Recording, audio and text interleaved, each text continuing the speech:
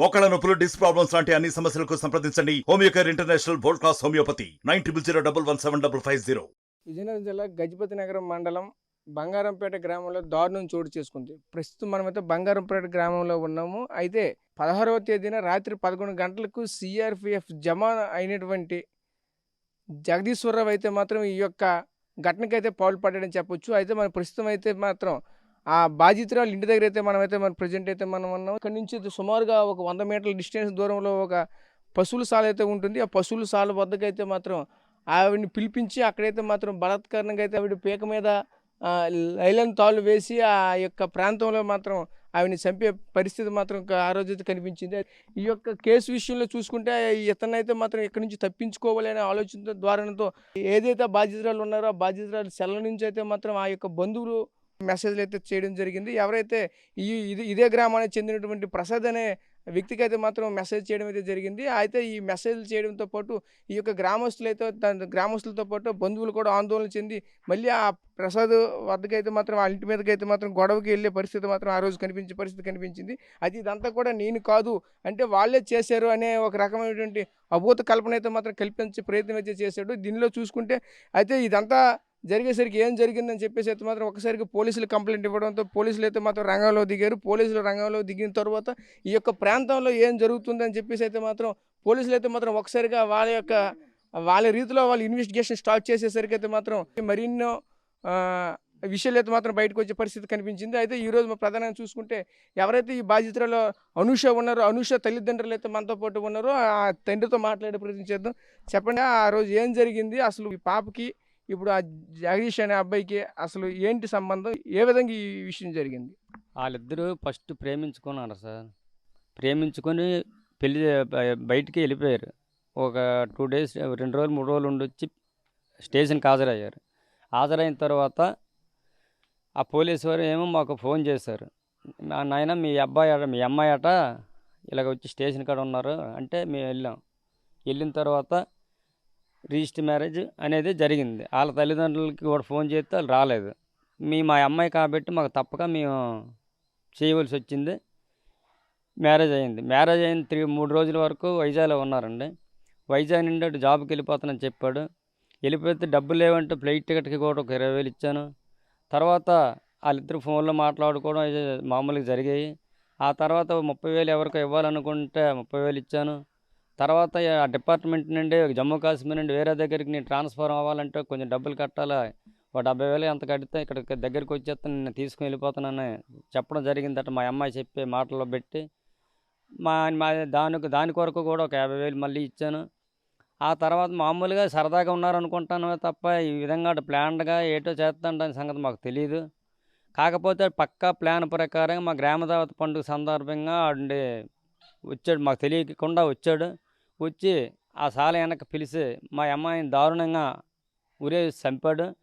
మా అమ్మాయి కనీసం ఆడిని పూర్తిగా నమ్మింది సార్. నమ్మేసి ఈ మెసేజ్ చూడడం వల్ల ఈ నా సెల్లకి మా అబ్బాయి సెల్లకి మెసేజ్ పెట్టాడు. ఏమనంటే బోను గోవిందరావు కొడుకు ప్రసాదులుగా వల్ల నేను చనిపోతాను నాన్న అని నా సెల్లకి మెసేజ్ పెట్టింది. ఆ పెట్టడం వల్ల ఆ ఆవేశంలో వాళ్ళని కూడా అనవసరంగా నిందించడం జరిగింది. కానీ ఈడేనే చనిపోయిన తర్వాత 3 రోజుల వరకు నా ఇంట్లో తిన్నాడు, నా ఇంట్లో ఉన్నాడు సార్. ఆడని తెలిస్తే మా అంతవరకు ఆడిని ఉంచుతామా చేస్తాం అలాగే ఏదైనా అంత నమ్మించి గొంతు కోసాడు. ఆడితో పాటు మమ్మల్ని కూడా చంపేసినంత పని చేశాడు. చచ్చిపోయినట్టు మేము ఉన్నాం కానీ చచ్చిపోయిన వాళ్ళతో సమానం సార్ ఇప్పుడు. కాబట్టి మీడియా వాళ్ళు మాకు సహకరించారు. పోలీస్ డిపార్ట్మెంట్ ఇంకా బాగా సహకరించి ఏదో ఉన్న నిజాన్ని తీశారు సార్. అది కావాలి మెయిన్. అనవసరమైన వాళ్ళకి శిక్ష కాకుండా నిజమైన వాళ్ళకి శిక్ష పడితే సరిపోద్ది మాకు. తర్వాత మా పిల్ల ఎలాగ చనిపోయింది, తిరిగి రావద్దన్న సంగతి మాకు తెలుసు. కానీ మిగతా ఆడపిల్ల అనేవారికి ఎవరికైనా అన్యాయం జరగకుండా సరైన శిక్ష అనేది పడాలి సార్. అడిగి వేరే వాళ్ళ మీద అయితే మాకు ఎటువంటి నిందులు వేసే విధి లేదు, ఎవరితో మాకు ఇవి లేవు కూడా సార్. ఇది జరిగిన తర్వాత కూడా వాళ్ళ అమ్మ నాన్నగారు అయినా వాళ్ళతో కూడా మాకు ఎటువంటి లేవు. కాకపోతే ఒక్కటే సార్, వాళ్ళ అమ్మ వాళ్ళ నాన్నగారు యాక్సెప్ట్ చేయలేదు సార్ పెళ్ళిని. అది ఒక్కటే మాకు న్యాయం జరగాలి సార్, అంతే. అది మీరు చెప్పండి, మీ పాప ఏ రోజు కూడా మీతో చెప్పలేదా మా ఇద్దరం ప్రేమించుకుంటున్నాము, మీ ఇద్దరం ఇలా బయటికి వెళ్ళిపోతామని చెప్పి ఆలోచన ఏ రోజు కూడా మీరు చెప్పలేదా? చెప్పలేదండి మా పాప. మా పాప చెప్తే మేము ఇంతవరకు రానివ్వం కదండి. అడుగురేసే వరకు మేము రానివ్వం కదా మా పాప చెప్తే. మరి చెప్పక ఇంతవరకు ఇది అయిపోయింది ఇంకేంటి. అయితే ఇప్పుడు పెళ్ళి అయిన తర్వాత మీ పాపకి ఆ అబ్బాయికి ఏ విధంగా ఉండేది? సరదాగా ఆడేవాడు, ఏదైనా చెప్పేది కాదు మా పాప మొత్తం మీదకి మాకు. అమ్మ ఇలాగంటాడు అలాగంటాడు అని చెప్తే కదా మేము చెప్తాం మీతో. మాతో అయితే చెప్పేది కాదు మా పాప. అంటే మీ పాప ఆ అబ్బాయి ఎన్ని సంవత్సరాలుగా ప్రేమించుకుంటున్నారు? మాకు ఎన్నిసార్లు తెలియదండి మాకు. తెలియదు మాకు. చేయకంటే వెళ్ళిపోయింది. వెళ్ళిపోయి పెళ్లి చేసుకొని వచ్చింది. పోలీస్ స్టేషన్కి వచ్చేసరికి రిజిస్టర్ మ్యారేజ్ సంతకాలు పెట్టాలి తల్లిదండ్రులు అంటే మేము వెళ్ళామండి. వాళ్ళ అమ్మ వాళ్ళ నాన్న రాలేదు. మేమే వెళ్ళాం. మా ఆడపిల్లని ఇచ్చి మరి ఎలాగ అయిపోయింది కదా అని సంతకం పెట్టడానికి మేము వెళ్ళాం. ఆడైతే ఉరి తీసేస్తాడు ఇలాగలగని అంటే మేము వెళ్ళొస్తామేంటి మా పాపని. చేయకంటే వెళ్ళిపోయింది. మా ఆయన రమ్మంతాడు అనుకుని అప్పటికప్పుడు ఫోన్లో మాట్లాడుకుని వెళ్ళిపోయింది. మరి ఆ రాత్రి అర్ధరాత్రి 11 గంటల సమయంలో మీ పాప బయటకు వచ్చేటప్పుడు మీకు చెప్పలేదా? చెప్పలేదండి. మా అన్నయ్య వచ్చాడు, అమ్మ మా ఆయనకి అన్నం పెట్టు అనేసి నేను మాట్లాడుకుని ఉండిపోయాను. మా పాప అలాగ వెళ్ళిపోయింది ఫోన్ రాగానే. అది జరిగింది. అంటే ఆ అబ్బాయి ఆ రోజు ఊర్లో ఉండడం సంగతి మీకు తెలుసా? మాకు తెలియదండి. తెలియదు మాకు. మా పాపకే ఫోన్ చేశారు కానీ మాకైతే తెలియదు ఆడొచ్చినట్టు. అంటే మీకు సడన్గా ఊరు వచ్చాడు కదా, అప్పటికే ఈ ఇష్యూ ఏదైనా సరే ప్లాన్ చేస్తాడనే విషయం కూడా అప్పటికేం తెలియదు? అసలు మాకు తెలియదు. మా పాప చెప్తే కదా మాకు తెలుస్తుంది ఏదైనా. ఇలాగ రమ్మంటాడమ్మా మా ఆయన అన్నా పోను బాగున్నా, మాతో ఏడు చెప్పలేదు. ఫోన్ రాగానే వెళ్ళిపోయింది. మా అన్నయ్య వచ్చాడు, మా అన్నయ్యతో మాట్లాడుకుని నేను ఉండిపోయానండి. ఇలా జరుగుతుందని సంగతి మాకు తెలియదు. ఆడినైతే అక్కడే ఉరి తీసేయాలి, బయటికి రానివ్వకూడదు. ఉన్న ఆడపిల్ల కూడా ఉరి తీసేస్తాడు ఆడికని బయటకు వస్తే. ఆడికైతే ఉరి తీసేయాలి నక్క జగదీష్. మీరు చెప్పండి, మీ సిస్టర్తో మీకు ఉన్నటువంటి బంధం ఏ విధంగా ఉండేది? మా చెల్లి అంటే నాకు చాలా ఇష్టం సార్, ప్రాణం తను. కానీ ఇలా చేస్తారని ఎప్పుడు ఎక్స్పెక్ట్ చేయలేదు సార్. అలా వాళ్ళది 6 years నుంచి లవ్ ఉంది సార్. 6 years నుంచి లవ్ ఉంది. ఇలా వాళ్ళ ఇంట్లో ఒప్పుకోలేదని చెప్పి బయట మ్యారేజ్ చేసుకున్నారు. దానికి సపోర్ట్గా నేను కూడా ఉన్నాను సార్. నేనే దగ్గరుండి మ్యారేజ్ చేయడానికి కూడా చేశాను. కానీ ఇలా మళ్ళీ మొన్న 12వ తేదీన అప్పుడు వెళ్ళిపోయాడు సార్. January 31st మ్యారేజ్ అయింది. ఒక 3 days ఉండి అప్పుడు వెళ్ళిపోయారు. ఇలా ఫ్లైట్కి డబ్బులు లేవని అంటే అప్పుడు డబ్బులు అవి ఇచ్చాను సార్. అదంతా అయిపోయిన తర్వాత మొన్న June 12th వచ్చాడండి. June 12th ఇక్కడికి వచ్చి June 9th వచ్చాడు. 9th వచ్చి 3 days కలిసి ఉన్నారండి. మా చెల్లి ఆ అబ్బాయి విజయనగరంలో ఉన్నారు. మరి ఈ విషయం ఇంటికాడ తల్లిదండ్రులకు తెలియదా? ఆడొచ్చినట్టు తెలుసండి. అంటే 9వ తేదీన వచ్చాడని తెలుసు. అంటే ఊర్లోకి వెళ్ళా నేను రాలేదు కదా మ్యారేజ్ అయినప్పటి నుంచి. ఇప్పుడు ఎలా వస్తాను, వచ్చి మొహం చూపెట్టలేను కదా. కొన్ని రోజులు బయట ఉందా, ఈ 1 month అయిపోతే నాకు లీవ్స్ ఇస్తారు, అప్పుడు ఇంటికి వచ్చి ఇంట్లో వాళ్ళు ఒప్పించి నేను తీసుకొని వెళ్ళిపోతాను అని చెప్పాడు సార్. మాతో కూడా చెప్పాడు. 3 days కలిసి ఉన్నారు విజయనగరంలో. తర్వాత నేను వెళ్ళిపోతానని చెప్పి వెళ్ళిపోయాడండి. మా చెల్లి ఇంటికి వచ్చింది. మా చెల్లి ఇంటికి వచ్చిన తర్వాత ఆడి మీద అనుమానాలు వచ్చాయి మా చెల్లికి. అంటే వెళ్ళిపోతానని చెప్పావు కదా వెళ్ళలేదని మా చెల్లికి తెలిసిపోయిందండి. ఇలా వాళ్ళ ఫ్రెండ్స్తో కలిసి ఉండి తాగడానికి ఉండిపోయాడని నాతో చెప్పాడండి. ఫ్రెండ్స్ ఉన్నారు, మీ చెల్లికి తెలిస్తే ఊరుకోదు, నన్ను తిడుతుంది అది ఇది అంటదని చెప్పి చెప్పలేదండి ఆడ ఎక్కడ ఉన్నాడని. కానీ ఎంత ప్రీ ప్లాన్డ్ చేస్తాడనేది మేము ఎక్స్పెక్ట్ చేయలేదండి. అంటే జగదీష్ మీకు ముందుగానే చెప్పాడు మేము ప్రేమించుకుంటున్నాం, మీ సిస్టర్ కానీ జగదీష్ కానీ ఒక 6 సంవత్సరాలుగా ప్రేమించుకుంటాను మీరు చెప్తున్నారు. ఈ విషయం మీ ముందే తెలుసా? తెలుసా, వాళ్ళిద్దరూ లవ్ చేసుకుంటున్న విషయం అయితే తెలుసు.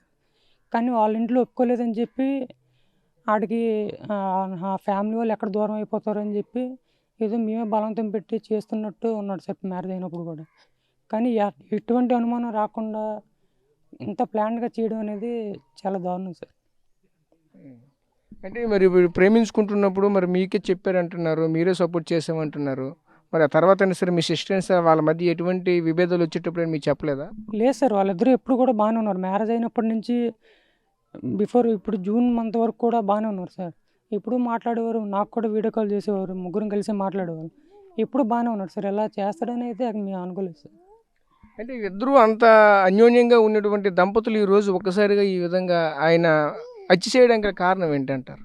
అంటే వాళ్ళ ఫ్యామిలీ వాళ్ళతో ఏదోలాగా దీన్ని వదిలించుకుంటాం, నా ఫ్యామిలీతో కలిసిపోవచ్చు, వాళ్ళతో కలిసి ఉండొచ్చు అన్న దీనివల్ల మా చెల్లెలు చేశాడని అనుకుంటున్నాను సార్. దానివల్ల అమ్మాయి వల్లే నా ఫ్యామిలీ దూరం అయిపోయింది నాకుని ఆడు అనుకుంటున్నాడు సార్. అనుకుని ఇలా చేశాడు. ఇలా చేస్తే నా ఫ్యామిలీ వాళ్ళతో నేను కలిసి ఉండొచ్చు కదా, నేను వెళ్ళిపోవచ్చు, వేరే అబ్బాయి మీద మొత్తం నెట్టేసి నేను ఏదోలా ఎస్కేప్ అయిపోవచ్చు అని చెప్పి మెసేజ్ కూడా పెట్టడం జరిగింది. ఆ మెసేజ్ వల్ల మేము ఆ ఇంటిపైకి వెళ్ళడం, వాళ్ళ మీద వాళ్ళతో మాట్లాడి వాళ్ళతో వివాదంకి వెళ్ళాను సార్. అదే జరిగింది సార్. సో కేసు అయితే మాత్రం ఈరోజు చూసుకుంటే పోలీసులు అయితే దీన్ని చాకచక్యంగా అయితే మాత్రం దీన్ని ఛేదించే పరిస్థితి కనిపించింది. అయితే ఇక్కడ ప్రధానంగా చూసుకుంటే ఇక్కడ జగదీష్ అనే నిందితుడైతే మాత్రం ఒక ప్రీ ప్లాన్డ్గా అయితే మాత్రం మర్డర్ చేసే ఆలోచనతో మాత్రం ఇక్కడికి వచ్చే పరిస్థితి మాత్రం కనిపించింది.